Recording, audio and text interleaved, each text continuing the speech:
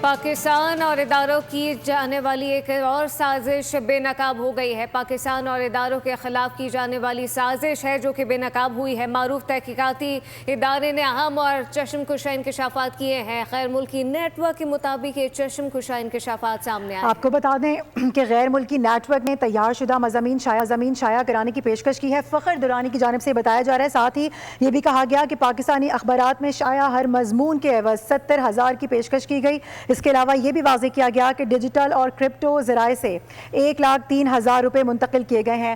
نمائندہ خصوصی سلمان اوان ہمارے ساتھ موجود ہیں۔ سلمان، یعنی آپ پیسے دے کر جو چاہیں لکھوا لیں، کوئی پوچھنے والا نہیں ہے؟ بالکل، یہ اس طرح کی سامنے آئی ہے اور جس طرح سے غیر ملکی رابطہ کاروں سے گفتگو انہوں نے اپنے اکاؤنٹ پر جاری کی ہے، وہ ظاہر کرتی ہے کہ کس طرح سے ایک غیر ملکی انٹیلیجنس نیٹ ورک نے انہیں پاکستانی اخبارات میں بیرون ملک سے وصول ہونے والے آرٹیکل شائع کروانے کی پیشکش کی، اور ان آرٹیکل کی اشاعت کے عوض بھاری رقوم اور ریاستی جو اداروں کی خلاف پروپیگنڈا جو ہے اس کے لیے کہا گیا کہ بیرون ملک ان کو منتقلی کی ضمانت بھی دی جائے گی۔ اور جو تفصیلات سامنے آئی ہیں تو اسے پتہ چلا ہے کہ دبئی کی ایک پبلک ریلیشن ایجنسی کا نمائندہ ہونے کی دعویٰ کرنے والی خاتون نے پاکستان کے حساس موضوعات بشمول عسکری قیادت، SIFC، پاک چین تعلقات جیسے معاملے کے اوپر جو ہے تیار شدہ مضمون، جو کہ ڈیفینیٹلی پروپیگنڈا مضمون تھے، اینٹی پاکستان تھے، اینٹی اسٹیٹ تھے، اور کلپ پر مضمون 70,000 روپے کی پیشکش کی، اور جس میں ڈیجیٹل اور کرپٹو ادائیگیوں کے ذریعے کل کچھ پیسے جو ہیں وہ بھی ان کے اکاؤنٹ میں منتقل کیے گئے۔ بظاہر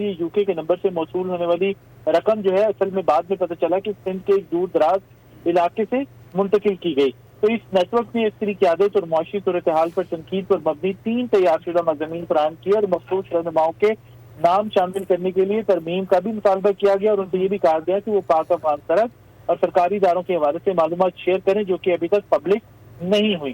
جی سلمان اوان اپڈیٹ کر رہے تھے، آپ کا شکریہ۔ سبسکرائب کریں اور بیل دبائیں تاکہ کوئی خبر رہ نہ جائے۔